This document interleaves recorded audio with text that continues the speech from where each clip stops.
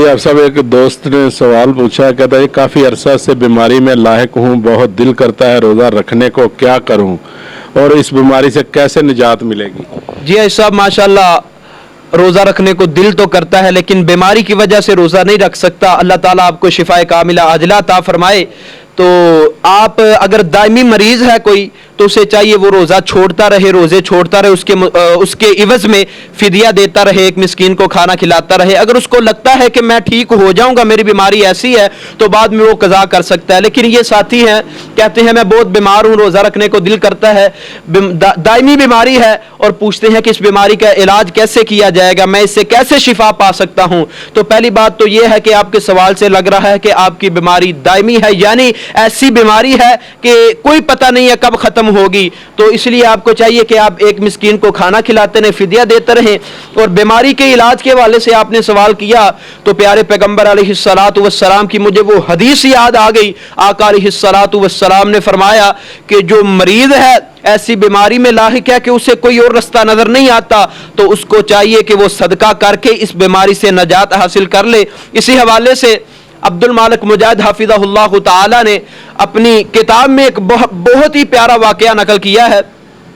वो लिखते हैं कि एक डॉक्टर था, जो ईसाई डॉक्टर था, उसे एक बीमारी लाहक आ गई। वो हॉस्पिटल में गया, जाकर के खुद भी डॉक्टर था, गया जाकर के टेस्ट वगैरह करवाए, और जब रिपोर्ट आई तो पता चला मुझे कैंसर है।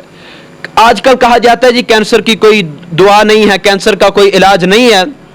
तो अब्दुल मालिक मुजाहिद हाफिज़हुल्लाह ताला लिखते हैं, उसने कहा जी कैंसर है, वो घर में लेट गया, उसका इलाज होता रहा। डॉक्टर्स ने एक दिन आकर के कहा जी आप 3-4 हफ्तों के मेहमान हैं, आपकी जो बीमारी है वो बढ़ गई है, आप 3-4 हफ्तों के मेहमान हैं, आप ज्यादा जिंदा नहीं रहेंगे। वो कहता है मैं लेटा था एक दिन घर में, अचानक मुझे ख्याल आया कि आका अलैहिस्सलातु वस्सलाम की रवायत है कि कोई बीमार है तो सदका करे, अल्लाह ताला उसे शिफा अता फरमा देंगे। कहता है ये रवायत ठीक है, सही है। अगर सही है तो उसने अपने अजीजों को बुलाया, अपने एक अजीज को बुलाया, उसे एक घर का मालूम था कि ये घर जो है ये हक भी रखता है कि मैं इसे सदका करूं, मैं इसे कुछ खाने के लिए दूं। इलाज करवाते बहुत सारा पैसा खर्च हो गया, जो बचा था उसने सदका कर दिया।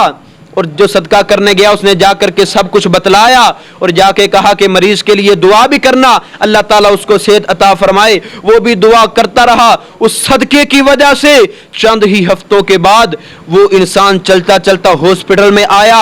उसकी रिपोर्टें की गई, रिपोर्ट में कुछ भी नहीं आया। डॉक्टर हैरान थे कि क्या हुआ तुम्हारे साथ मामला। उसने बतलाया मैंने आका की हदीस पे अमल करते हुए सदका किया था, सदके की वजह से अल्लाह ताला ने मुझे कैंसर जैसी मर्ज से भी अल्लाह ताला ने मुझे शिफा अता की है। तो मैं उस साथी से जितने भी बीमार हैं और ऐसी मर्ज में लाहिक हैं कि उनको नजर आता है कि इसका कोई इलाज नहीं, तो मेरी उनसे गुजारिश है कि सदका करें, अल्लाह ताला के रास्ते में खर्च करें। इंशाअल्लाह रहमान अल्लाह ताला आपको इस बीमारी से निजात अता कर देगा। अल्लाह ताला अमल की तौफीक अता फरमाए। जज़ाकुमुल्लाह।